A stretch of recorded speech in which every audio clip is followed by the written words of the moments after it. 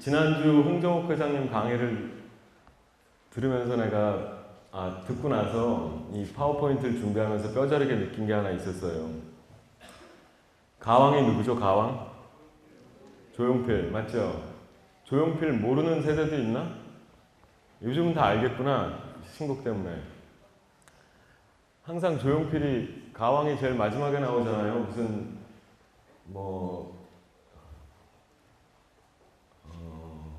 가요 무대가 아니라 하여튼 그 쇼프로 같은데 제일 유명한 사람들이 피날레를 장식하는데 그 이유를 내가 알았어요. 지난주 강의 이후로. 이 사람 강의를 듣고 났더니 진짜 너무 멋있고 좋은 영감도 많이 주고 좋은 말씀도 많이 해주시고 보기도 너무 좋고 이런 거의 완벽한 강의를 강의 다음 주에 강의를 맡은 내 처지는 과연 무엇인가? 어떻게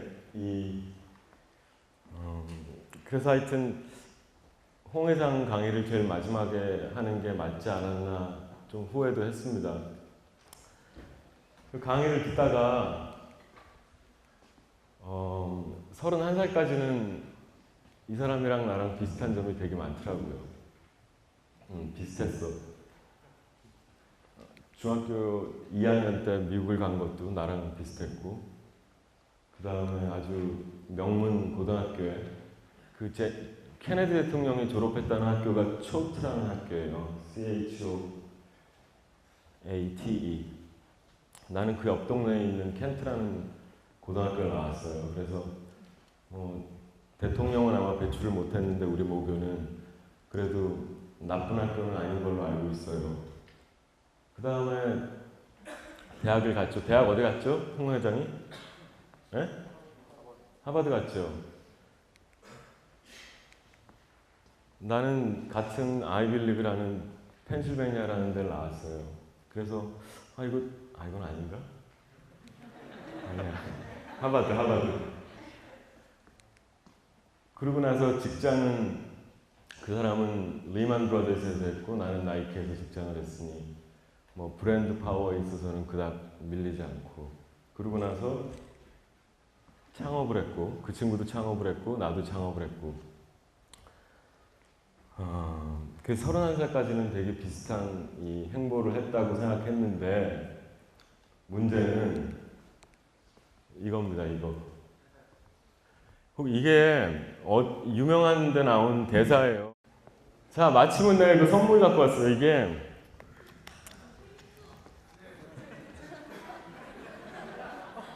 최민수 맞아. 저게 내가 12월 달에 미국 가서 받아온 샌프란시스코 자이언츠 명함 케이스예요. 문제는 그 다음이에요. 나는 어떻게 살았고 홍정욱 회장은 어떻게 살았는지. 홍정욱 회장은 그 후로 이 헤럴드 미디어라는 어마어마한 미디어 그룹을 세우고 국회의원도 하시고 여러 가지 사업을 하시고 지금 사회 지도층의 인사로 승승장구하고 계시고 나는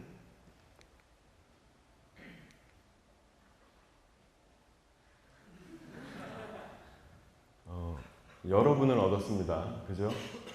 근데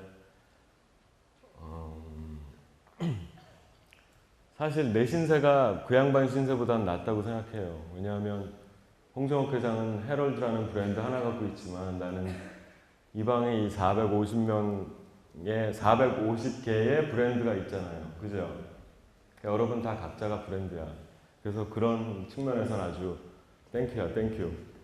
자, 오늘 제가 마지막 강의 때 여러분들한테 드리고 싶은 말씀은 딱 한 가지입니다. 한 가지인데 제가 학생으로서 그리고 회사 다니는 직원으로서 그리고 선생, 교수로서 그 다음에 학부형으로서 내 나이 46인데 24년을 외국에 살았어요. 그 말씀을 언젠가 드렸죠. 24년 외국 살면서 나름대로 여러 가지 체험을 했을 거 아니에요. 그 체험담을 토대로 해서 요즘 우리 대학교 포함해서 모든 대학교들이 이 글로벌 에듀케이션에 대한 비중이 굉장히 크잖아요. 그래서 외국 교수님들도 모시고 오고 영어 수업도 하고 글로벌이 뭐 진짜 대학에서도 굉장히 큰 화두죠. 그래서 여러분들이 혹시나 아직까지 그런 강의나 아니면 뭐 지침 이런 것들을 못 받으셨다면 한양대학교에서 생활하는 동안 이게 문화 비즈니스와 리더십 수업이다 보니 마지막 수업으로는 이 글로벌 문화라든지 글로벌 시티즌으로 사는 법 5가지에 대해서 말씀을 좀 드리면 어떨까 싶어요. 사실은 조주희 씨도 그렇고 홍정옥 씨도 그렇고 외국생활 많이 하신 분들이라서 이 부분에 대해서 좀 말씀을 해주시지 않을까 생각을 했었는데, 그리고 이 방 안에 있는 여러분들 중에서도 유학에 대해서 관심이 있고 또 고민을 하고 있는 사람이 있을 줄 압니다. 그래서 이게 꼭 유학생활을 어떻게 성공적으로 하느냐 그거에 대한 지침은 아니고요. 제가 학생으로도 외국에서 살았었고 뭐 직장생활도 했다 보니 그냥 한국인으로서 글로벌 무대에서 생활하고 활약하는데 도움이 될 수 있는 것들 한 5가지만 정리를 해봤습니다. 아이스 브레이커가 무슨 말인지 알아요? 네? 네? 영어 영문학과 엄청 많던데 이번에? 영어 영문학과 손 좀 들어보세요. 에이, 한 20-30명 되던데 아무도 안 들어. 왜? 뭐예요 아이스 브레이커가?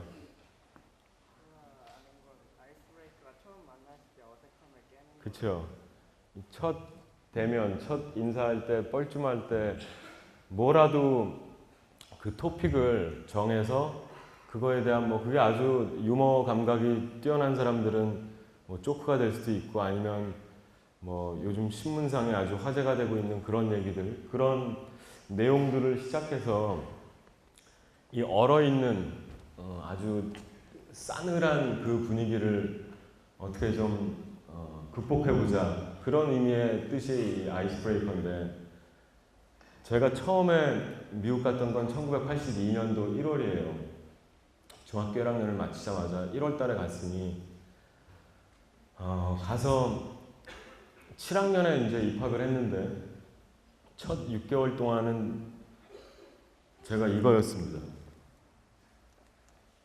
이 책상 걸상.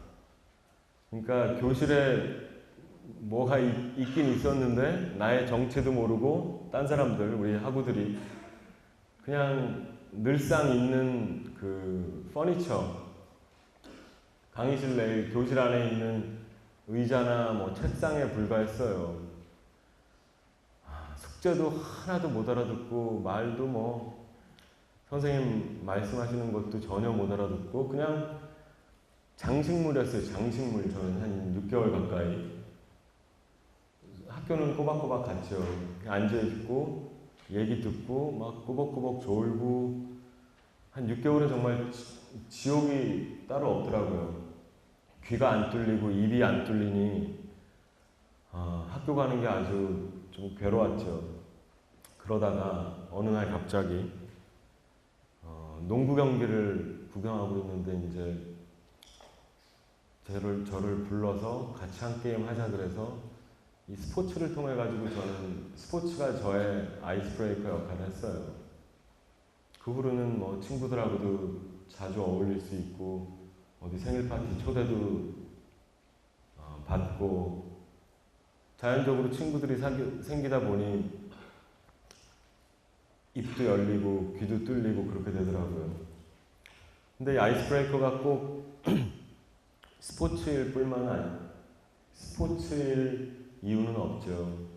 이 수업을 여지껏 한 학기 동안 들으면서 우리가 스포츠계 인사도 불렀고 요리하시는 주방장님도 불렀었고 뭐 정치인, 뭐 영화 관계자, 아나운서, 저널리스트 그런 부분들이 다 아이스 브레이커가 될 수 있어요. 그래서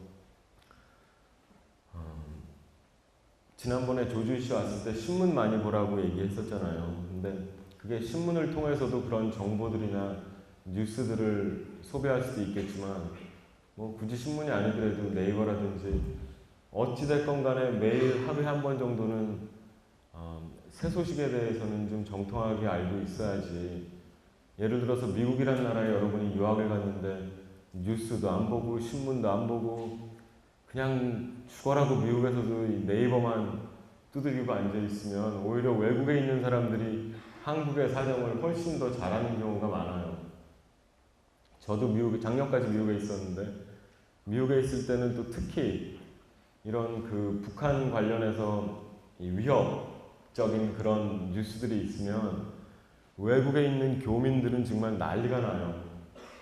우리 여기 살고 있는 사람들은 그걸 체감을 잘 못하는데 교민들 뉴스도 많이 보시고 인터넷으로 이제 워낙 신문이 빨리빨리 실시간으로 정보가 제공되다 보니까 한국에 있는 사람보다 훨씬 더 사정을 많이 알고 있는데 여러분들이 만약에 유학을 가셔서 네이버라든지 한국에 있는 언론 매체 절대로 담을 쌓고 살 필요는 없죠. 근데 제가 2002년도 말에 다시 박사학위 공부를 하러 미국 갔을 때 거의 2년 정도는 한국 소식과 한국에 있는 지인들과 거의 90% 이상 단절을 하고 살았어요. 그때는 제가 정말로 그 도끼가 충만해서 다시 미국을 갔을 때라서, 그리고 나이 36에 다시 공부를 하러 미국에 갔는데 그땐 정말 올인을 한 거죠, 제 커리어를. 그러다 보니 정말 한 2년은 철저하게 한국을 등지고 살았어요.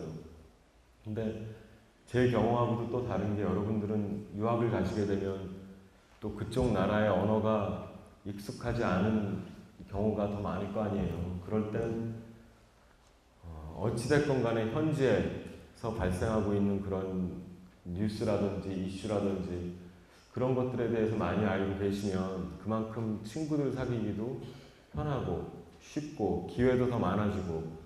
근데 어찌됐건 간에 여러분이 먼저 어프로치를 해야 되죠. 급한 사람이 먼저 다가가는 게 그건 당연한 순리예요. 그러니 아주 나이스한 외국 친구들이 막 수업 시간 때 헤매고 있는 여러분들을 구제해 줄 수 있다면 그건 아주 축복이지만, 대다수의 경우가 현지인들 그렇게 나이스한지 아닌지 모르겠는데 그런 경우는 전 잘 못 봤어요. 여러분들이 먼저 다가가고 나서고 이래야지 뭔가 이 관계가 시작이 되지, 절대로 그냥 아주 수동적으로 소극적으로 앉아가지고 친구고 언어고 문화고 아무것도 빨리 습득하기는 어렵다는 점. 그러기 위해서는 여러분들이 좋아하는 무슨 팝 아티스트라든지 영화 감독이라든지 야구 팀이라든지 이런 거에 대한 정보는 많이 갖고 있으면 있을수록 그만큼 친구들과 관계를 맺는 기회는 많이 생긴다는 점. 그래서 어떤 상황에 어떤 자리에 가더라도 최소한 한두 개 정도의 아이스 브레이커는 여러분들이 가지고 출두를 하시면 그 자리나 기회를 훨씬 더 극대화시킬 수 있을 거라는 생각이 듭니다. 두 번째는, 이게 농구로 맺어진 저의 그 혈맹 친구들이에요.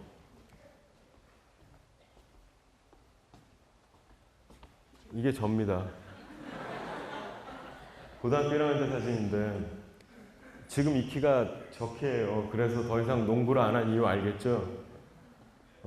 근데 저한테 스포츠는 그래서 그만큼 아주 큰 의미가 있죠. 단순히 내가 좋아하는, 중학교 1학년 때부터 한글을 배울 때부터 저는 신문의 스포츠 섹션부터 먼저 읽었고, 평생을 아직까지도 오늘 아침에도 읽고 왔는데, 중고등학교 때는 이렇게까지 내가 스포츠에 관심이 있고 이렇게 좋아하는데 과연 뭘로 먹고 살 수 있을까, 이 스포츠를 활용해서 먹고 살 수 있는 방법이 선수가 되는 길밖에 없던 것이었더냐 이러면서 정말 절망도 하고 좌절도 했던 때가 있는데, 저는 아주 운이 좋게도 제가 한 20대 중반 정도 됐을 때 이런 스포츠 마케팅이라는 분야가 시작이 되고 활성화되기 시작하면서 어떻게 이쪽 분야에 몸담게 됐으니 아주 누구보다도 그런 측면에서는 운이 좋은 사람이죠. 두 번째, 이 열렬히 사랑하라는 말에는 참 여러 가지 의미가 있을 수 있습니다. 근데 저는 아직까지도 제가 이 강단에 서서 교수라는 직책을 가지면서 여러분들한테 이런 얘기를 아주 자유롭게 할 수 있는 입장은 아닌데, 현실은 제가 불문학 전공했다는 얘기도 했나요? 대학교 때 제가 영어를 배우고 불어를 배울 때 가장 결정적인 역할을 했던 게 사랑입니다. 그래서 이 사람 저 사람 다 만나서 사랑하라는 얘기는 아니고요. 그게 꼭 이성이 될 수도 있고 아니면 그냥 친구들, 그리고 무슨 ESL 선생님이라든지 교수님이라든지 아니면 이웃집, 이웃 사촌이라든지 외국에 나가셨을 때 내 주변에 있는 모든 사람들하고 자주 교감을 하라는 얘기죠, 사실은. 이성하고 사랑에 빠지면 사실 외우고 배우기는 가장 빨라요.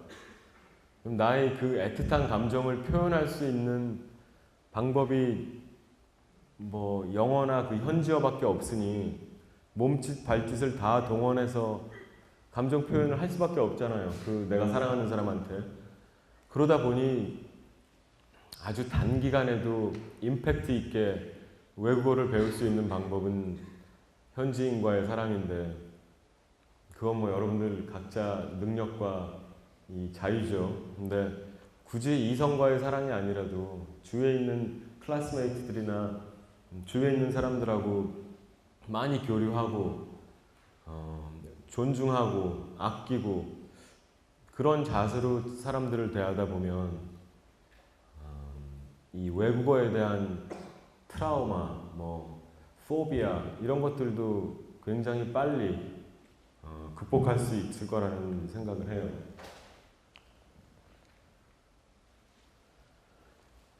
겸손의 미덕은 만국 공통어다. 나 우리 엊그저께 스포츠 산업학과 새내기 세미나에서도 얘기를 했는데 오늘 중복되는 얘기가 좀 있을 거예요. 제가 살았던 미국이라는 나라에는 참 그 나라의 귀신들이 모여 사는 곳이라고들 하지요. 그렇죠? 그러니까 외국 사람들은 정말 자기 PR을 적극적으로 공격적으로 포장도 잘하고 팔기도 잘하는 그런 민족이라고 우리는 생각하잖아요. 미국 사람들. 또 실제로 그렇습니다.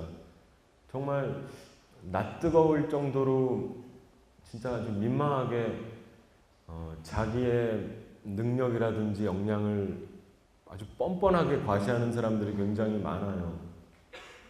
근데 제가 오래 살아보니 거기도 미국이라는 나라도 이 겸손한 사람들에 대한 대우는 분명하게 해주더라고요. 제가 살아본 뭐 다른 나라들, 프랑스, 홍콩, 일본 마찬가지고요.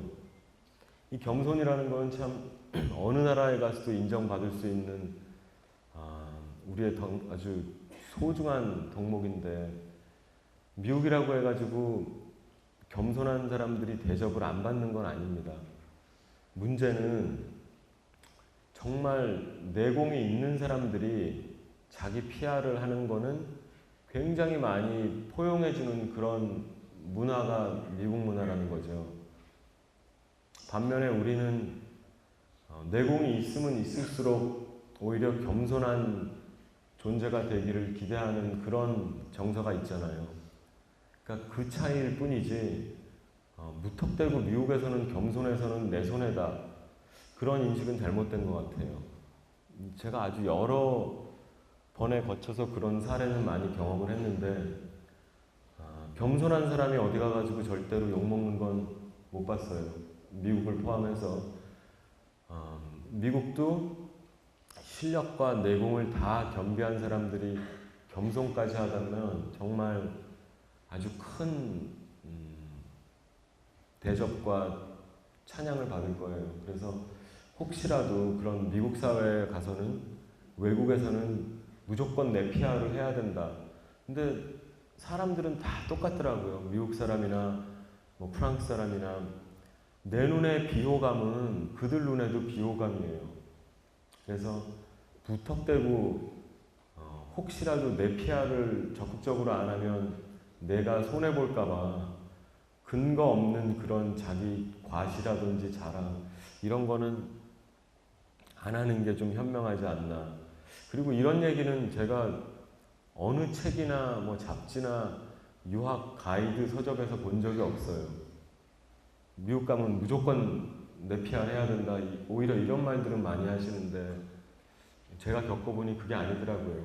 외국에서도 실력이 있는 사람이 겸손하기까지 한다면 그런 사람들은 정말로 많이 존중을 받는 그런 문화라는 점.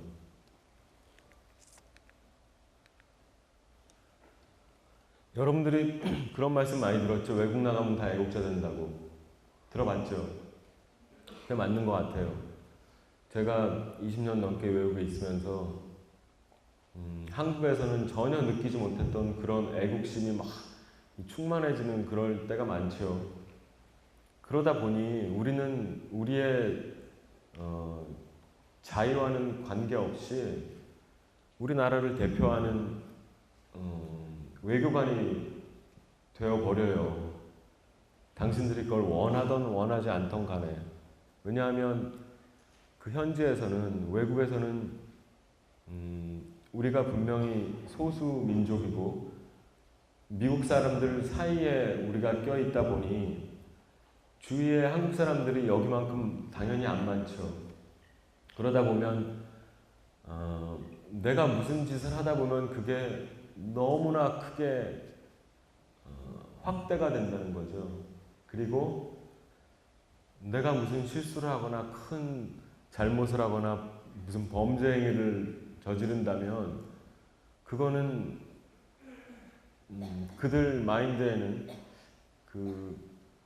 혹시나 한국 사람들 다 저러지 않을까 그런 생각을 줄 수 있다 보니 행동이 그만큼 굉장히 조심스러워지더라고요. 그래서 제가 이 다년간의 외국 생활 중에 터득한 그 법칙이 하나 있는데 이게 바로 3배의 법칙입니다. 이건 제가 샌프란시스코 대학에 있을 때 우리 학생들한테도 늘상 했던 얘기예요. 저도 항상 그렇게 실천하려고 노력을 했고 외국 학생들 또 유학생들 현지인들하고 비교해 볼 때 모든 일에 그들보다 3배는 더 노력을 하라는 얘기죠. 공부는 당연한 거죠. 그리고 다들 유학 가는 목적 중에 하나가 많은 학생들이 좋은 곳으로 뭐 석사과정을 가든 박사과정을 가든 유학 가서 좋은데 현지에서 취업을 해서 높은 아주 큰 연봉을 받고 직장 생활하다가 외국에서의 직장 경험을 쌓고 싶다는 학생들이 굉장히 많더라고요. 근데 현실적으로 아주 불가능하지는 않겠지만 현실적으로 확률이 굉장히 낮은 바람입니다.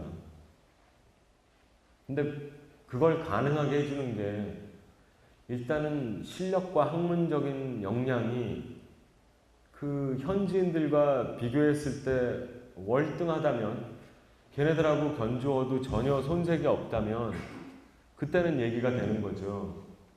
근데 비등비등해도 외국 학생들은 취업하기가 힘들어요. 그 취업 비자를 기업 입장에서 스폰서 해줘야 되고 돈이 들고 뭐 여러 가지 종류의 페이퍼워크를 대신 만들어주고 그래야 되는데 걔네들이 같은 값이면 덜 귀찮은 대상을 뽑지 이건 당연한 얘기거든요. 그러자면 현지인들 아주 우수한 학생들보다도 훨씬 더 월등하다면 여러분들을 고려해 볼 만한 그런 대상으로 칠 수 있겠죠. 공부는 당연히 그들보다 3배는 더 열심히 해야 된다는 건 그건 기정사실이라고 봐요. 일단 영어를 극복해야 되니까. 또 일반적으로 여러분들이 생활하는 데 있어서 뭐 근면, 성실, 또 정직 이런 부분들 역시 우리는 그들하고 똑같이 행동했을 땐 그냥 잘해야 본전이라는 얘기죠. 인정을 받고 이 손가락질을 안 당하려면 그들보다 매사에 한 서너 배씩은 노력을 해야 된다. 그런 부분을 정말로 많이 실감했어요. 외국에 생활하면서. 그렇지 못하고 그저 남들 하는 만큼 그 정도만 했다가는 제가 볼 때는 굉장히 유학생활이 어려울 수도 있고 여러분들이 목표했던 바를 달성하기에 좀 어렵지 않나 그런 생각을 많이 해요. 그래서 뭐 운동을 하건 공부를 하건 연애를 하건 매사에 남들보다 3배는 열심히 해야 여러분들은 본전입니다. 그러니 만약에 이 중에서 혹시 유학을 생각하고 계시는 분들이 있다면 그런 점들은 좀 유념하시고 이 3배의 법칙만은 꼭 좀 실천으로 옮겨주셨으면 하는 바람이 있어요. 마지막인데 제가 이건 늘상 우리 학생들이나 우리 학과에 있는 학생들이나 제 주변의 후배들, 사회에서 만난 후배들한테 하는 얘기인데 이 시작도 끝도 사람이라는 말, 이거는 얼만큼 제가 더 진정성 있게 얘기를 해야지 여러분들이 한테 잘 전달이 될지 잘 모르겠어요. 그 정도로 일이 됐건 아니면 뭐 공부가 됐건 그게 지금 같아서는 뭐 취업 이런 부분들이 여러분들한테 가장 중요한 당면 과제겠죠. 하지만 이 사람을 어떻게 대하고 어떻게 관리하는지만큼 중요한 거는 꼭 모국 땅에서뿐만 아니라 외국에서도 마찬가지인 것 같아요. 제가 한양대학교에 부임하기 전에 5년 동안 외국에 있는 학생들을 매년 1월 달에 한국에 데려와서 이 스포츠 산업, 국내 스포츠 산업 시찰을 하고 연수를 했는데 그 인원이 얼추 100명이 넘어요. 5년 동안 매년 한 평균 20명 정도씩 데려왔으니까. 그 사람들이 과연 그 스포츠 마케팅이나 스포츠 산업의 최강 메카라고 하는 미국에 있는 학생들이 한국에서 볼 게 뭐 있냐고 오히려 한국 측 호스트들이 걱정을 많이 하세요. 미국에 비하면 보여줄 게 너무 초라한데 왜 데리고 오냐고 막 저한테 그러시는데 그거는 꼭 어느 나라의 모델이 좋다 나쁘다를 평가하기 위해서 그들이 오는 게 아니라 이런 사례도 있고 이런 관행도 있고 이런 정책도 있고 그들하고 그냥 다른 점들을 많이 보여줌으로 해서 그 연수에 가치가 있다고 보는데 그 한국을 다녀갔던 100여 명의 미국 학생들은 지금 완전 한류 매니아가 됐어요. 그만큼 그들이 한국에 와 있는 동안 우리 한국 사람들이 너무나 따뜻하게 호스트 역할을 해주고 같이 잘 어울려주고 친절한 그런 사람들이라는 인상을 줬고 또 음식, 그 다음 그 초록색 병 이런 것들은 정말 미국에도 팔잖아요. 그러니 미국 돌아가서도 아주 한국 음식의 매니아가 되고 제가 다다음 주에 미국에 잠깐 일이 있어서 가는데 그때도 그 한국에 왔던 학생들을 주가 돼서 만나기로 했어요. 갈비집에서 그 초록색 병과 함께. 그러니 그 사람들이 한국에 대해서 그렇게까지 좋은 인상을 가질 수 있었던 거는 그 한국 사람들이 너무나 잘 대해줬고 많이 베풀었고, 그러다 보면 그리고 나서 작년 12월 달엔 우리 한양대학교 석사과정 학생들을 데리고 캘리포니아를 갔거든요. 그때는 대다수의 그 호스트들이, 미국 측 호스트들이 아까 그 명함 케이스 줬던 뭐 샌프란시스코 자이언츠라든지 뭐 UCLA, 뭐 버클리 대학 이런데 갔던 대부분의 업체들의 그 호스트들이 저랑 같이 한국을 다녀갔던 미국 학생들이 다 취업을 해서 호스트 역할을 다시 하게 됐어요. 그러니 이 사람에 대한 대접이라든지 사람을 그 처세술, 또 인맥 관리라 그러면 참 부정적인 뉘앙스가 없지 않은데, 그런 부분들에 대해서도 이것 역시 한국이나 외국이나 마찬가지라는 점. 제가 89년도에 프랑스에 처음 교환학생으로 갔을 때 제가 자취했던, 홈스테이 했던 가족의 아버지가 에어프랑스 기장이셨어요. 그분이랑 아직도 이메일해요. 근데 누차 제가 우리 학생들한테도 얘기 많이 하지만, 이 사람을 대하는 거는 아무런 어떤 계산이나 이해관계 없이 도움 주는 게 중요하지, 꼭 필요할 때만 누구한테 연락을 하고 안부를 묻는다는 건 그건 정말 인맥 관리에 있어서는 빵점이라는 생각이 들고, 그냥 잊을만 하면 한 번씩 연락하면서 소식을 주고받고, 그게 그렇게 큰 어려운 일이 아니잖아요. 그런 것들은 지금부터도 훈련이 필요하고 습관으로 만들어 놔야지만 나이가 먹어서도 계속 유지가 되는 거거든요. 요즘은 뭐 카카오톡이나 뭐 이런 이 메신저들이 너무 외국에서도 많이 쓰여지고 있으니까 그런 걸로 또 충분히 이 사람들, 내 지인들 관리하는 건 가능하고, 그런 부분들을 좀 신경 써 주셨으면 좋겠어요. 자, 지난번에 제가 강의했을 때 그 아빠 어디가 파워포인트 만들었었잖아요. 그거에 관련해서 한 가지만 제가 더 이 자리를 빌어서 제가 지난 한 2달 동안 많이 고민하고 준비하고 이러면서 기획하고 있는 저의 새로운 비전을 제가 찾았거든요. 그때 홍 회장님 얘기로는 비전을 정의하는 데 있어서 3가지가 있다고 했는데, 전 그런 절차는 못 밟았고, 내가 가장 원하는 게 무엇인지, 내가 꿈꾸는 가장 이상적인 세상은 무엇인지 우리 학장님께서 조만간에 올림픽 체육관 안에 연구실을 하나 내줄 테니까 연구소 간판을 갖다 달고 분가해라, 그런 말씀을 하셔서 그게 벌써 한 달 전이에요. 생각을 많이 했죠. 그리고 스포츠 산업계에 있는 여러분들하고도 대화를 많이 하고 의견을 듣고,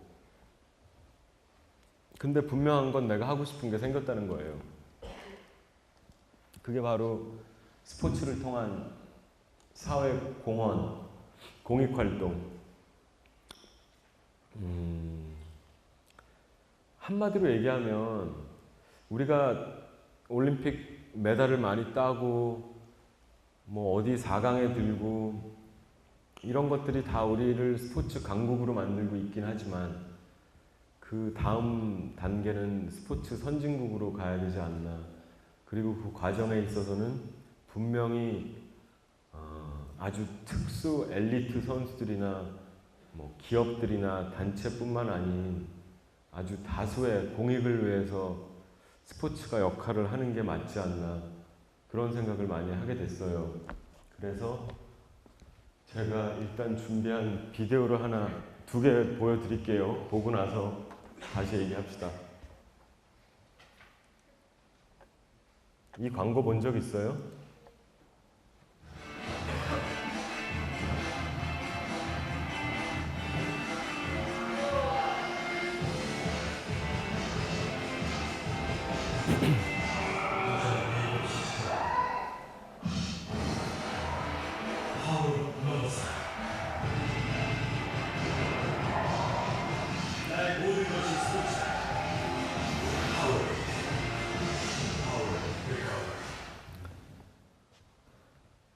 제가 2주 전인가 코카콜라에 특강하러 갔다가 이 파워에이드 브랜드 매니저를 만났어요. 어떻게 보면 제 후배죠. 저도 파워에이드라는 브랜드를 담당한 적이 있었으니까. 지금 여러분들이 보신 이 광고가 소위 그 스포츠 마케팅이라는 겁니다. 스포츠를 활용해서 기업의 제품이나 브랜드를 키우고 프로모션하는. 소감이 어때요? 이 광고를 보고 나니 뭔가 필이 와요? 경영학과 학생들 제일 많은데 여기. 이 스포츠를 활용한 광고를 보고 났더니 이 광고에 대한 뭐 소감이 어때요? 자신 있게 크게. 축구 좋아하는 사람 없어요? 어제 안 봤어? 나 안 봤어요. 안 봐. 저 광고 어때요? 에? 둘만 얘기해. 어때요, 광고가? 터무니없어? 딴 사람들. 조혜지, 저 광고 어때? 안 들려. 크게. 기성용 잘생긴 것 같다. 이쪽에 슬아 광고 어때? 어? 놀라워? 왜 너무 좋아서? 너무? 터무니없다. 뭐 좋은 인상 받은 사람이 없어요? 저 광고 괜찮다는 사람 손 들어보세요. 그거 좀 있잖아. 진짜 아니다라고 생각하는 사람 손. 손 안 든 사람은 뭐야 그럼? 이도 저도 아니야? 난 그 자리에 가서 터무니없다라는 얘기는 못 하겠더라고요. 근데 그 얘기는 했어요. 96년도인가? 98년도 프랑스 월드컵 하기 전에 나이키에서 브라질 월드컵 선수들을 활용해가지고 펀 풋볼인가? 그래가지고 막 공항에서 축구공 막 묘기 부리고 슬라이딩하고 별의별 짓을 다 하면서 진짜 그 브라질 삼바 축구의 묘미를 광고에 담은 나이키 캠페인이 하나 있었어요. 근데 그때 생각이 문득 나긴 하더라고요. 막 강수 때려가지고 차를 돌리고 그러는 게, 근데 그건 나이키에서 96년에 만든 거를 지금 파워에이드에서 2013년에 만들어서 틀겠다니 속으로는 정말 절망스러웠는데 일단은 다음 광고 한번 봅시다. 이건 광고가 아니에요. 한번 봐봐요.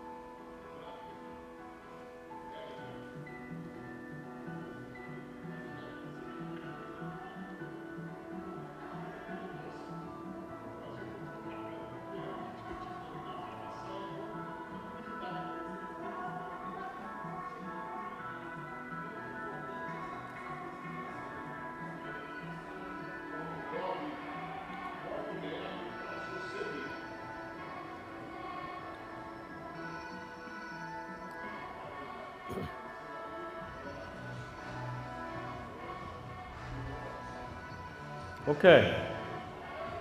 저건 뭡니까? 다 이해했어요? 저거 다 이해했어요? 그러니까 4분마다 축구 경기장만큼의 그 정도 규모의 브라질 살림이 죽어가고 있다는 얘기죠.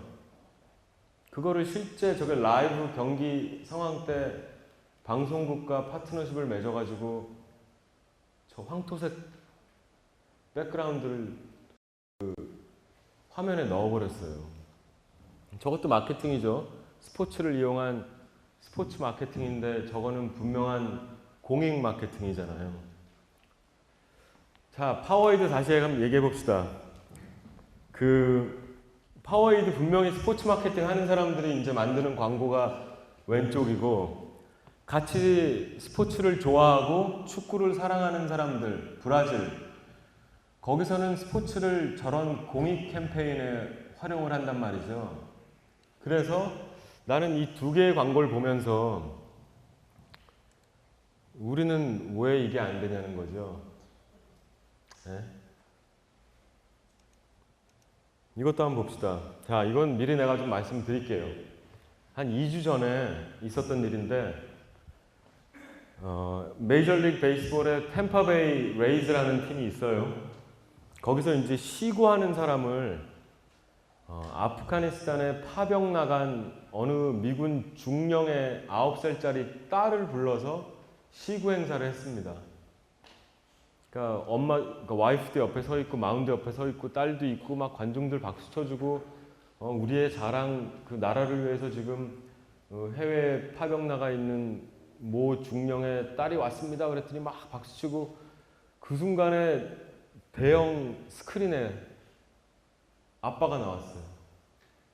그 딸한테 겁먹지 말고 집중해서 세게 던지면 된다. 사랑한다, 딸내미야. 그런 메시지 나오니까 막 난리가 나죠. 관중석에서. 한번 보세요.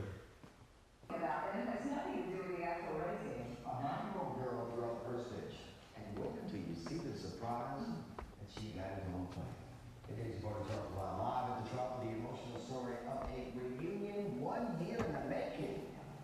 It is 1 year in the making. Good evening, everybody. You know, sometimes words cannot convey the emotion of a story. Sometimes you just gotta watch it. Meet Elena Adams. The 9-year-old chosen to throw out the first pitch at tonight's Rays game.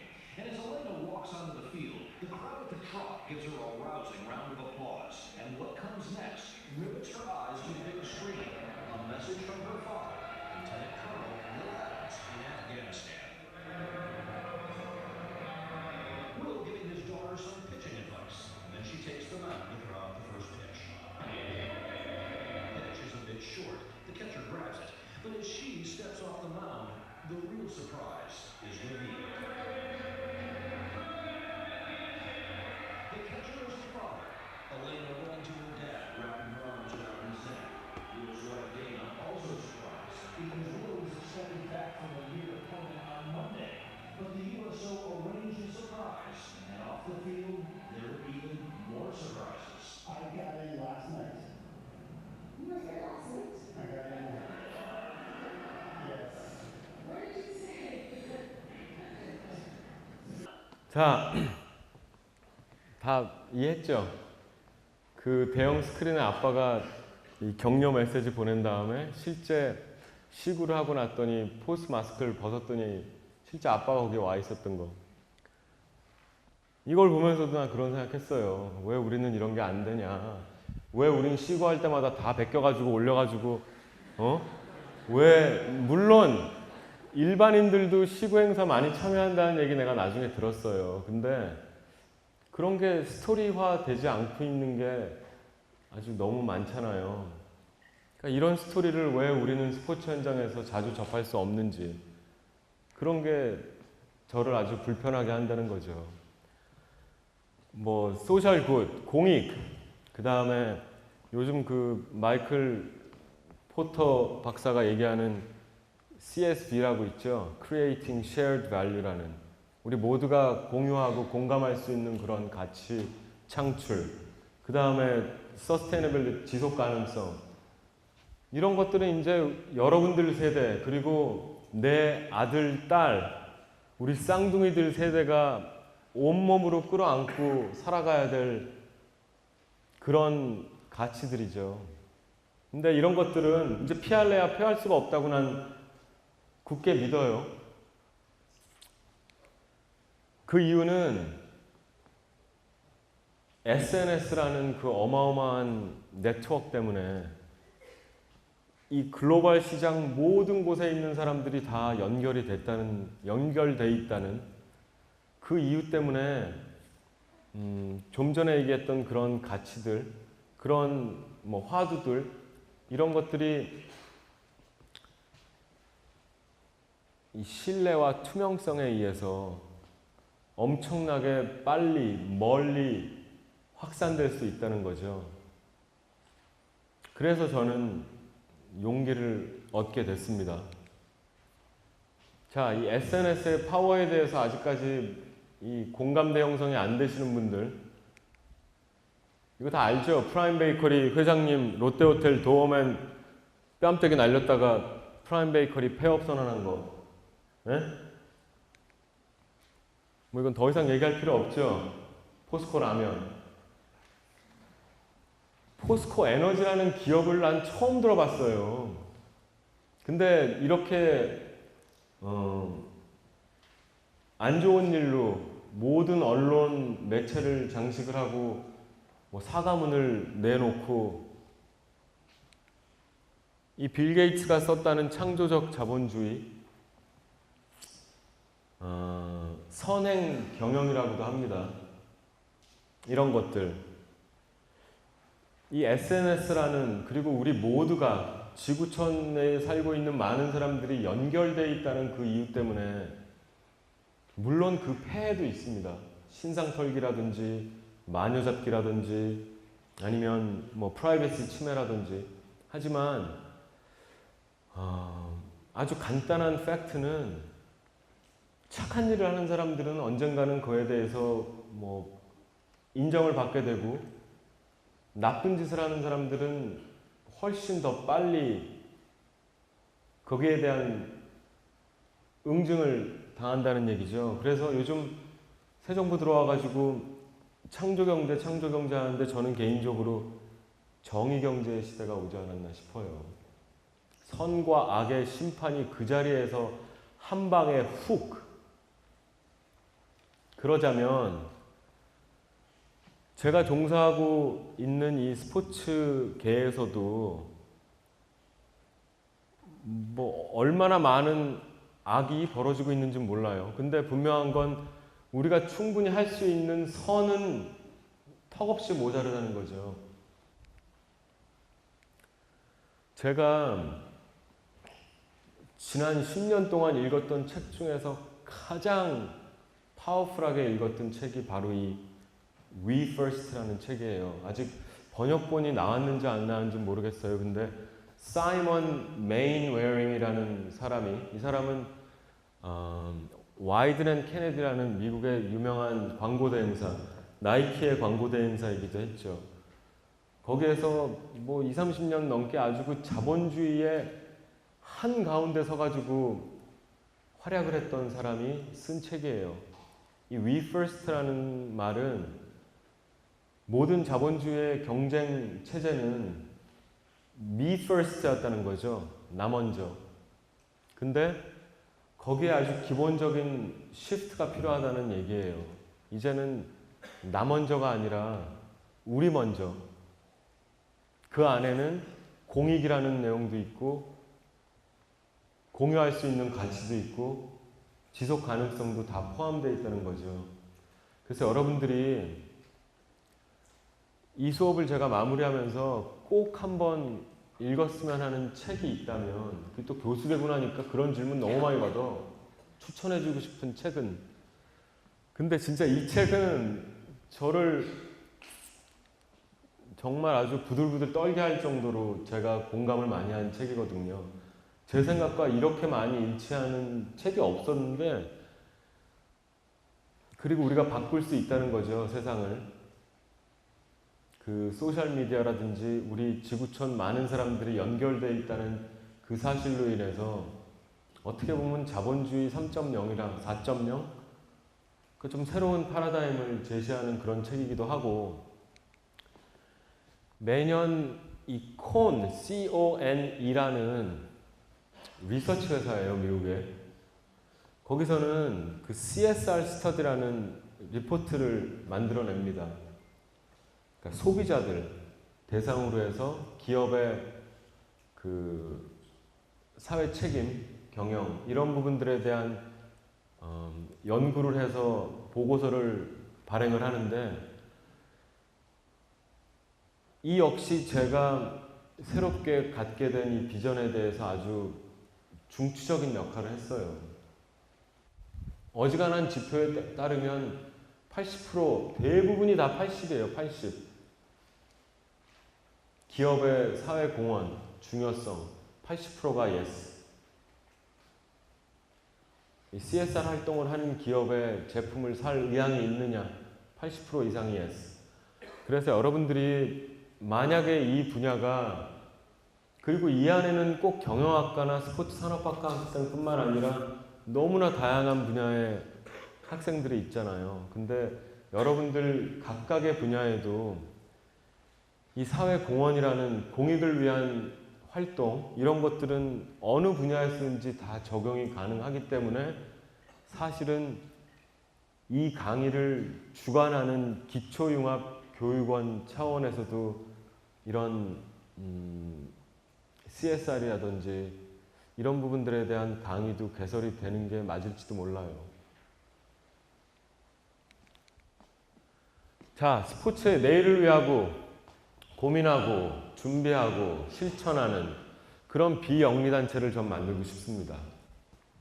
그래서 정확히 그 연구실의 간판은 뭘로 달지는 아직 확정이 안 됐어요. 근데 그냥 제 머릿속에 계속 떠도는 컨셉은 바로 이거예요. 스포츠의 내일을 위한 계획이라든지 액션 플랜. 그래서 이 투모로우 이니셔티브라는 말이 자꾸 머릿속에 맴돌고 있는데 이거를 어떤 식으로 우리 스포츠 분야에 적용을 하고 할지 여름방학 내내 고민해야 되고 좀 더 아주 뚜렷한 청사진을 만들어가는 게 제 여름방학의 숙제예요.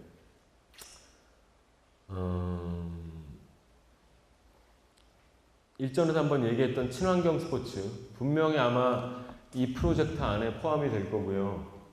또 기부 활동, 기업에서 스폰서 활동 무지무지하게 하잖아요 요즘. 근데 꼭 거기에 상응하는, 지불한 스폰서 비용에 상응하는 어떤 금전적인 리턴, ROI를 생각하는 게 아니라 여럿의 공익을 위한 스폰서 활동을 한번 해보자는 거죠. 그래서 개인의 기부 활동, 독려할 수 있는 캠페인을 좀 만들고 싶어요. 그게 무엇이 됐든 간에. 그리고 기업들도 참여시키고 언론사, TV 방송국. 제가 지난 2주 동안 만나고 다니는 사람들이 정말 좋게 한 20-30명은 돼요.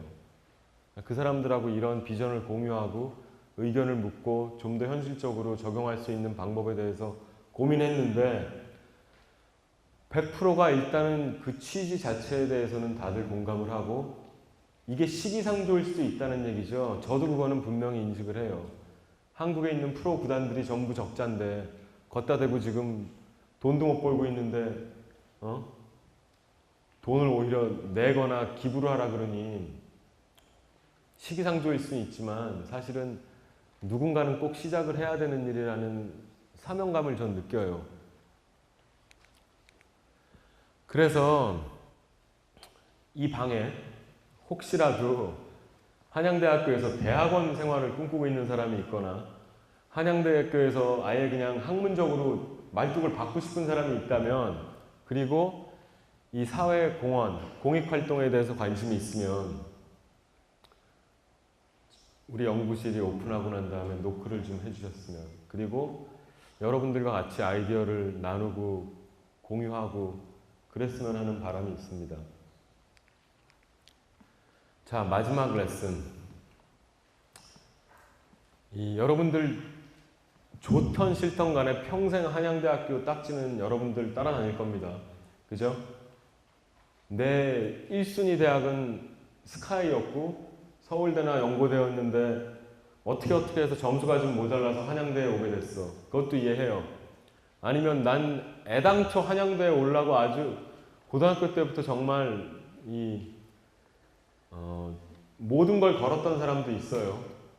그리고 고등학교 때 성적까지는 한양대 택도 없었는데 진짜 수능 때 대박이 나서 여기 온 경우도 다 있을 거예요. 근데 어찌 됐건 간에 여러분들 이력서에는 이제 한양대학교 졸업생으로 나올 거 아니에요.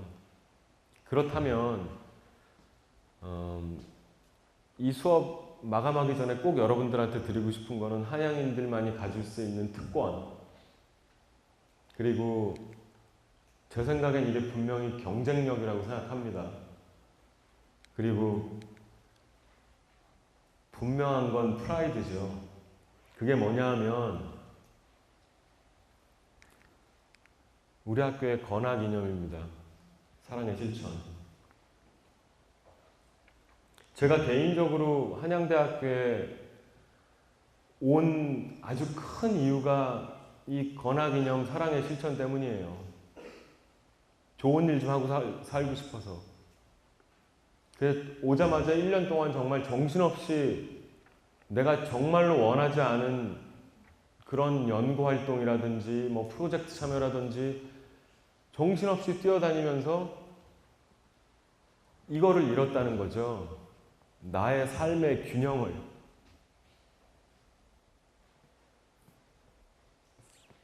나한테 중요한 건 내 연구뿐만 아니라 내 가족, 내 주위 사람들, 또 여러분들, 학생들, 강의 이런 게 굉장히 중요한데 어떻게 하다 보니까 그냥 휩쓸려가지고 이걸 못했어요. 이 밸런스를. 사랑의 실천의 핵심이 뭡니까? 핵심. 마지막으로 여러분들한테 이 의견을 내가 묻는 질문인데 사랑의 실천이 과연 뭐냐는 거죠. 사랑의 실천.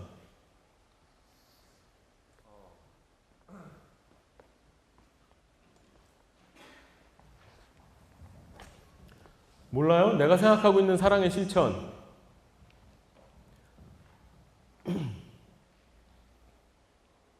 이게 우리 학교 건화 기념인 건 알고 있었죠? 사랑의 실천. 내가 생각하는 사랑의 실천의 핵심은 실천입니다. 실천. 다들 알아요. 사랑의 실천이 뭔지.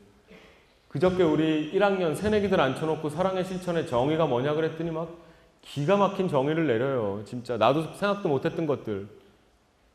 너무 위대해. 그 진짜 감동받았어요. 1학년 학생들이 불과 고등학교 졸업한 지 6개월도 안 된 친구들이 사랑의 실천에 대해서 쫙 정의를 내리는데 최강. 근데 내가 생각하는 사랑의 실천은 그래서 실천이 파란색으로 이 스크린에 써 있는 겁니다. 뭔진 다 알아요. 어렴풋이라도 알아. 근데 이 실천하기가 너무 힘들거든. 여자친구에 대한 사랑, 오케이, 콜. 부모에 대한 사랑, 자식에 대한 사랑, 뭐 주위 친지들, 지인들, 어려운 사람들, 고통받고 있는 사람들, 뭔가 많이 모자른 사람들, 방황하고 있는 사람들. 조금만 둘러보면 우리 주위에 너무 많죠. 근데 문제는 그 사람들한테 우리가 손을 못 뻗친다는 거예요. 그래서 사랑의 실천의 실천이 내가 볼 땐 우리 학교 건화 기념의 핵심이에요. 어떤 방법으로든지 손을 내밀어야 되는데 다들 알고는 있지만 그게 그렇게 안 된다는 거지. 나도 마찬가지예요. 나라고 무슨 막 이 봉사의 화신이 아니야. 사랑의 화신은 더더군다나 아니고. 그래서 이런 계기를 통해서 이런 부분들에 대해서 한번 여러분들의 커리어, 프로페셔널 커리어죠. 그리고 퍼스널 라이프, 그냥 내 삶, 인생에 대해서 과연 어떤 것에서 의미를 찾고 어떤 분야에서 정말로 사랑을 실천하면서 살지, 그러면서 이 균형을 찾아 나갈 건지. 정말 오늘 수업 땡치기 전에 이 말씀은 꼭 여러분들한테 드리고 싶었고, 건화기념, 사랑의 실천이란 말 지나가면서 막 어디 붙어있고 막 들리고 4년 내내 들은 사람도 있죠, 4학년들. 근데 어떨 땐 신입생 오리엔테이션 때도 이 사랑의 실천에 대해서 얘기 안 하는 경우도 있어요. 근데 나는 확신하는데 이 우리 학교의 건학 이념을 실천하면서 산다면 그게 여러분들에게 분명히 인생의 경쟁력이 될 수 있고 한양인만의 특권입니다. 그리고 그런 것들을 통해서 정말로 제가 늘상 얘기하는 HRU 프라이드를 아주 온몸으로 느낄 수 있는 그런 일이기도 해요.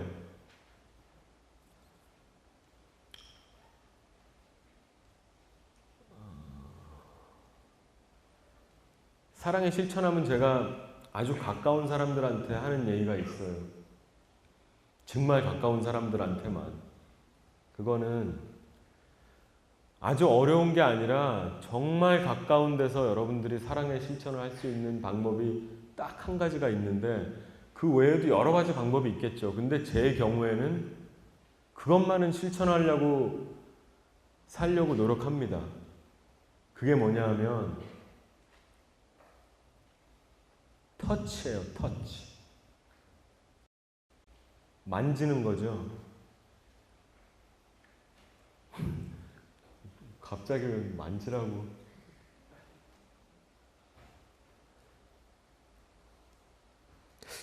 내가 이 말씀 드렸는지 우리 손상윤이랑 상한이랑 어딨어? 물어봤더니 얘기 안 했다는 것 같은데 내가 한양대학교에 부임한 가장 큰 이유가 2년 전에 집에 우환이 있어서 왔다는 얘기 했나요? 나의 왼팔과도 같았던 내 바로 위에 누나가 심장마비로 죽었어요. 2년 전에. 내가 미국에 있을 때. 온 집안 식구들이 그 트라우마는 말로 표현할 수가 없죠. 그 사람이 어디 시멘트 같은데 한번 확 긁으면 이 피부가 염분홍색 밴들밴들한 상처가 나는 경험 해보신 적 있나?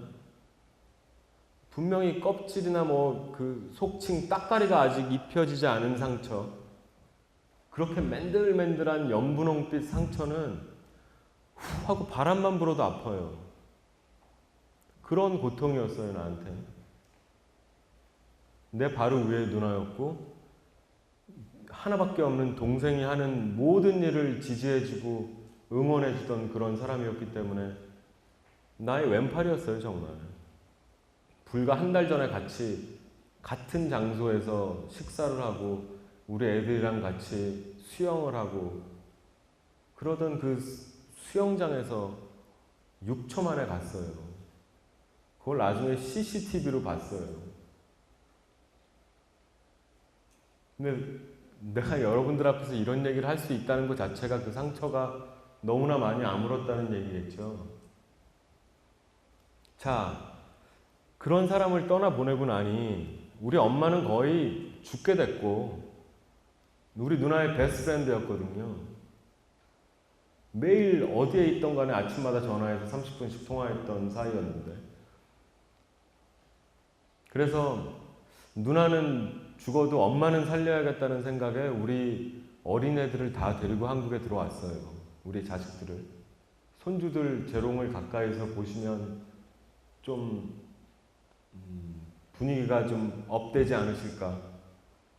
그러고 산 게 1년 6월 20 며칠이면 내가 귀국한 지 정확히 1년이 되고 분명히 거기에 대한 효과가 있었어요. 그래서 여러 가지 이유가 있지만 한양대에 온 걸 너무 난 감사하고 기쁘게 생각해요. 그 선택을. 근데 아직까지도 내가 못하고 있는 게 뭐냐면 내 지메일 어카운트에 지메일 계정에 지난 한 5, 6년 동안 우리 누나가 나한테 보낸 메일이 그 안에 있는 거 내가 알거든요. 근데 그거를 그 서치 검색창에 우리 누나 이름을 친 다음에 엔터 버튼을 누르면 수십 장의 이메일이 쫙 내려올 거 아니에요. 내가 아직 그건 못하겠더라고요. 그 정도로 완쾌되진 않았나 봐, 내가. 그리고 우리 집에 가면 디지털 사진 앨범 있잖아요. 이렇게 슬라이드 쇼 같이 넘어가는 거.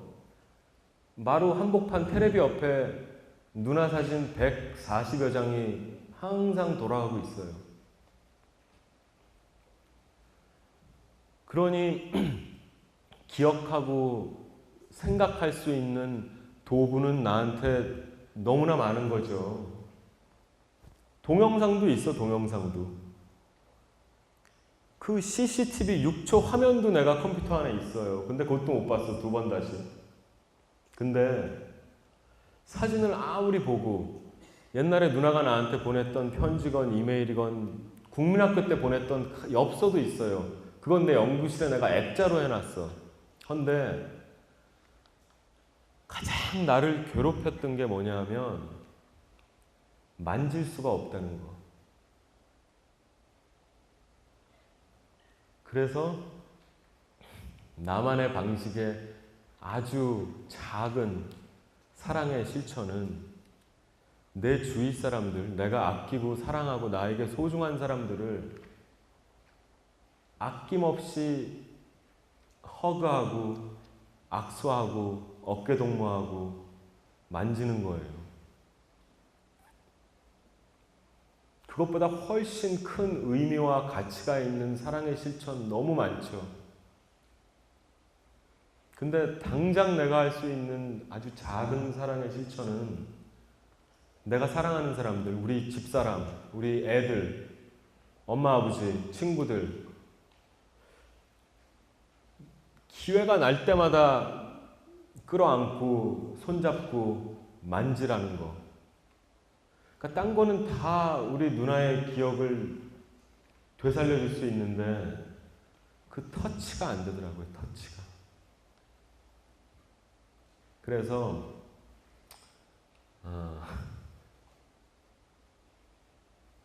여러분들 주위에 나하고 비슷한 고통을 받았던 사람도 있을 거고 또 지금도 그런 고통을 받고 있는 사람이 분명히 이 방에도 있을 거예요. 그런 사람들은 아까 제가 얘기했던 것처럼 내 팔을 먼저 내밀고 뻗치지 않으면 너무 힘들고 아까 5계명 마지막 5번째 얘기였던 사람 여러분들이 그 부분에 있어서는 아주 모자란 행동을 하는 것이니 난 오랜만에 연락한 사람 결혼식은 잘 안 가요. 하지만 30년 만에 연락한 사람의 조문은 상갓집엔 꼭 가요. 내가 치러봤으니까 2년 전에 성모병원 장례식장에서 죽겠더라고 진짜. 그래서 뭐 좋은 거는 같이 안 나누되 다 할 수는 없으니까 서로 바쁘니까 고통받고 있는 사람은 꼭 누군가가 손을 뻗쳐서 보듬어 줬으면 하는 그 바람이 사실은 여러분들한테 제가 오늘 이 마지막 수업에 꼭 드리고 싶은 그 사랑의 실천의 가장 중요한 메시지예요. 그래서 저처럼 나중에 정말로 돌이킬 수 없을 때 땅을 치고 피눈물을 쏟으면서 후회하시지 말고 기회가 닿는 대로 많이 만지고 안고 손잡고 그런 게 아주 작은 사랑의 실천이 될 수 있으니 그렇게 해주셨으면 좋겠고요. 그런 의미에서 여러분들 사랑합니다. 그리고 감사하고요. 진짜 마지막 한 학기를 마치면서 이제 강의 피드백 타임이 왔는데 자 질문 있으면 간단하게 몇 개만 받고 안 그러면 강의 피드백 얘기 좀 합시다. 잘 잤어요들? 막 기지개 막 이러는데 질문 없어요? 오케이. 예. 저기 강의 잘 들었습니다. 컴퓨터전공 홍명권입니다. 많은 분들을 추천하게 되면서 많은 분들 소개해 들어봤는데 정작 교수님이 어떤 거 연구하는지 잘 들어보지 못해가지고 두산 베어스나 KT 이사님도 말씀하셨는데 평창올림픽과도 굉장히 많은 협업 같은 프로젝트 같은 걸 많이 하시고 계신 것 같은데 어떤 프로젝트를 하고 계시고 또 그런 걸로 어떤 효과를 창출하려고 하시는지 좀 소개해 주시면 감사하겠습니다. 그거는요, 사실 좋은 질문이고 고마운 질문인데, 언젠가 제 이력서나 이런 것들을 보면은 쫙 나오고 다 일일이 제가 내 입으로 난 뭐 했고, 내 관심 분야는 확실한 거는 스포츠를 통해 가지고 좋은 일하고 사는 거예요. 그 전까지는 스포츠를 위해서 어떻게 돈을 만드느냐에만 전념을 하고 살았어요. 내 프로페셔널 커리어 전체가. 근데 뭐 좀 전에 말씀드린 그런 개인사, 그런 이런저런 이유 때문에 이제는 좀 좋은 일을 하면서 살겠다는 또 그쪽의 연구도 하고, 궁극적으로 아까 얘기했던 투모로우 이니시티브의 마지막 행성지는, 종착역은 저는 사회 공헌도의 그 스포츠 단체나 리그, 또 뭐 선수, 기업 스폰서들에 대한 사회 공헌도 지표를 만들고 싶어요. 그래서 언론사나 방송사랑 같이 끼고 순위를 발표하겠다는 거죠. 그러면 우리 대학교 중앙일보 대학 랭킹 나오는 거 알죠? 그것 때문에 우리가 죽어요. 교수들이 정말 신경을 안 쓸 수가 없거든요. 그래서 그런 스포츠 단체들이나 리그, 팀 이런 사람들한테 적당한 자극제 역할을 하는 그런 일을 했으면 좋겠어요. 생명과학과 한상호입니다. 이런 걸 질문하실지 모르겠는데, 그렇게 친하셨던 누님이 그러면은 종종 막 생각나고 보고 싶은 게 당연한 거잖아요. 근데 그러면은 솔직히 막 되게 슬퍼하는데, 그래도 막 시간이 좀 지나고 나면 거기에 대해서 교수님 스타일만의 대처 방식을, 그러니까 생각나면 무슨 생각을 대신 하게 되시는지가 좀. 잊기 위해서, 그런 슬픔을 잊기 위해서. 근데 그렇죠. 여러 방법을 난 다 시도해 봤어요. 술 먹고 정말 목이 터져라 목 놓고 울어본 적이 수도 없어요. 그리고 누나 산소에도 자주 가고요. 근데 그거는 보람된 일, 나에게 의미와 가치 있는 일을 하면서 그 작업이 빨라지는 것 같아요. 그 슬픔이 잊어지는 과정이. 한양대 와서 우리 학생들이랑 같이 연구하고 활동하고 수업하고 웃고 울고 떠들고 이러는 게 다 잊어져 가는 과정인 것 같아요. 그게 사람마다 워낙 다르기 때문에 정답이 있을 수는 없죠. 그리고 여러분들은 내가 겪었던 그런 고통이나 과정을 행여나 절대로 체험 안 했으면 좋겠어요. 당시에는 그런 생각을 제일 많이 했어요. 이거는 사람한테 일어나서는 안 되는 일이 일어났다는 생각을 제일 많이 했어요. 근데 8월 12일이면 2주기거든요. 근데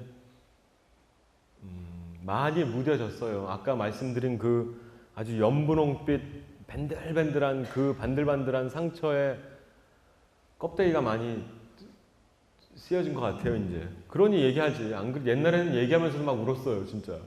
근데 이젠 괜찮아요. 또, 네.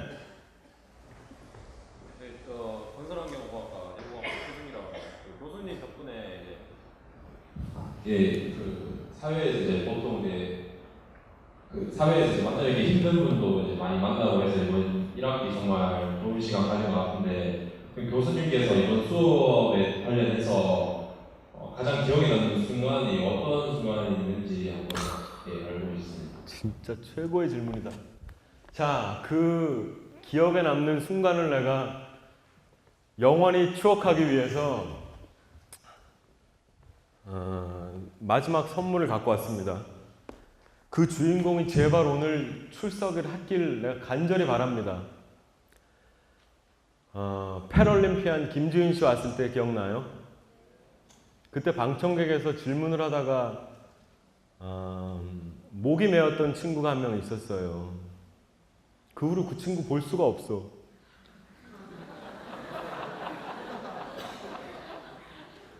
그 친구 오늘 왔으면 좀 일어났으면 좋겠는데.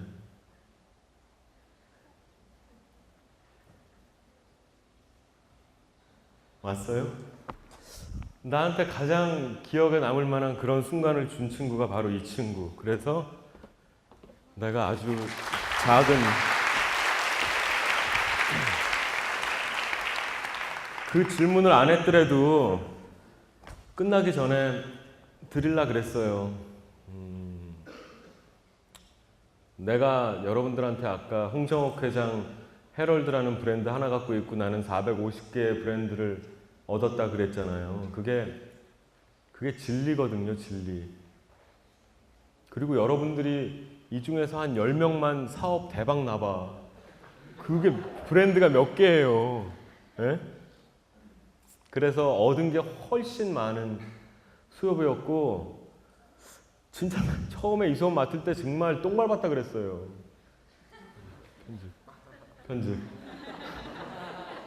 왜냐하면 안 그래도 할 일이 많아 죽겠는데 막 열댓 명 섭외를 해야 되고 근데 여러분들이 한양대학교 그리고 우리 조교 선생님들의 진짜 가오빠를 살려줄 정도로 멋있고 괜찮은 질문들 많이 해주시고 물론 그 중엔 막 이러고 자는 사람도 있긴 했지만 그것도 이해해요.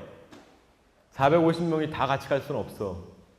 그래서 정말 내가 이 수업을 하길 잘했구나 싶었고 그래서 다음 학기에도 또 이 수업을 맡기로 결정을 했어요. 그래서 1학기 때 오셨던 강사분들은 아마 중복되는 분은 하나도 없을 건데 어느 수업이 내 기억에 가장 남았는지 오늘 아침에 나도 생각을 해봤어요. 어떤 강사가 기억이 나는 게 아니라 아까 저 학생이 너무나 생각이 많이 나더라고요. 그래서 이런 수업을 통해서 내가 여러분들을 소위 담당 교수로 있지만 저런 감동의 순간을 얻기도 하는구나. 이런 체험을 통해서 아까 이 친구가 질문했던 나의 그 고통을 잊어가는 과정이자 절차가 되기도 해요. 네. 그리고 여러분들이 상상할 수 없는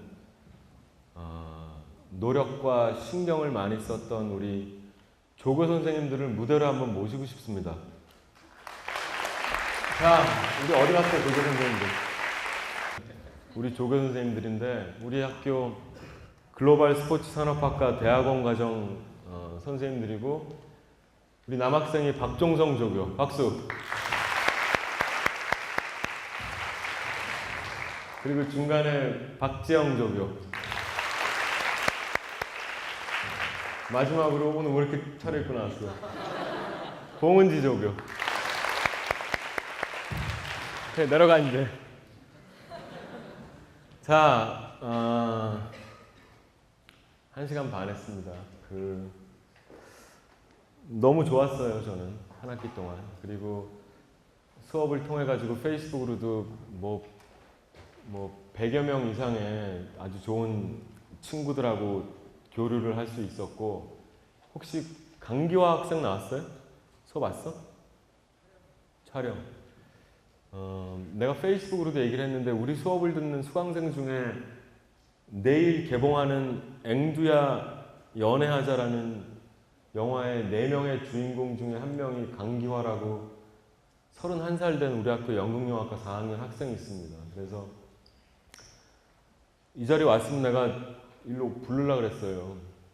근데 없으니 여러분들 만약에 기회가 되신다면 우리가 수업 한 학기 동안 들었던 수업이 문화 비즈니스와 리더십 수업이잖아요. 그래서 한 학기 동안 수업을 확 듣고 영감을 쫙 받은 다음에 소비를 하자는 거죠. 그 소비의 그 플랫폼은 우리 기화 학생이 출연하는 앵두의 연애하자라는 영화를 한 번쯤 여러분들이 가서 보고 응원해주고 같은 수강생으로서 지지해주면 어떨까. 내일 또 더군다나 공휴일이니까 문화생활 좀 하고 살라는 거죠. 극장에도 좀 가고 또 저예산 영화, 실험 영화 이런 것도 좀 보시고 그런 문화생활을 하는 증거를 나한테 보여준다면 내가 학점에 고려를 하겠다는 거예요. 그리고 다음 주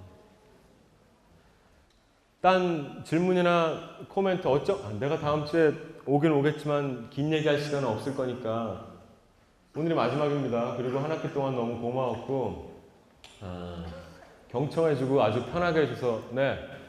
오늘 사진 찍어요. 사진 찍읍시다. 오케이. 자, 사진 찍을 사람들 앞으로 나오시고 하여튼 어쨌든 한 학기 동안 고맙습니다. 한번 찾아뵐게요. 오케이. 고맙습니다. 혹시 그러면 아까 그 인터넷에 극장 어디서 하는지만 그래. 네, 저 앵커의 연애자 극장은 압구정 CGV와 대학로 CGV, 필름포로, 시초도 세 군데서 진행하니까 많은 관람 부탁드리겠습니다. 감사합니다. 오케이. 고맙습니다. 네. 네. 네, 고맙습니다. 고맙습니다. 교수님 그러면 영화는 압구정이랑 대학로 그 중에서 CGV. CGV에서 검색해봐, 검색. 네, 감사합니다.